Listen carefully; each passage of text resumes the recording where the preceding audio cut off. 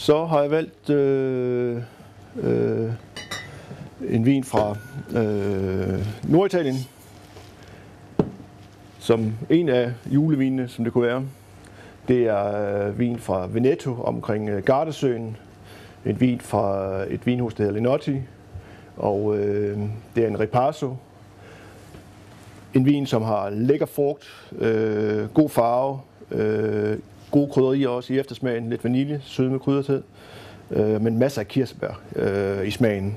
Det er 2006, det var en meget vellykket overgang, men der er en god sådan kirsebær eftersmag i vinen, og serveret sådan ved en 17-18 grader, så synes jeg, den dæmper noget af den sødme og har altså noget af den fylde og kraft, som skal stå bag sådan en fed julemad. Listepris 119, den sælges til 99 i øjeblikket, og har faktisk fået rigtig god kritik rundt omkring i diverse aviser.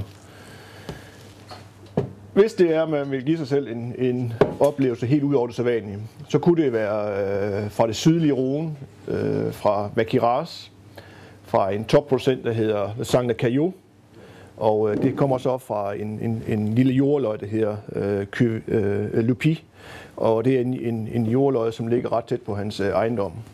Og det er også der, hvor hans allerstørste vin kommer fra. Det er en vin, som flere gange har fået 91-92 point af selveste Robert Parker, den amerikanske vinskribent. Men jeg synes, her har du bare power, intensitet, masser af sort og hvid peber og modne blommer. Det er en fremragende vin til 2,99 godt nok, men super lækker vin.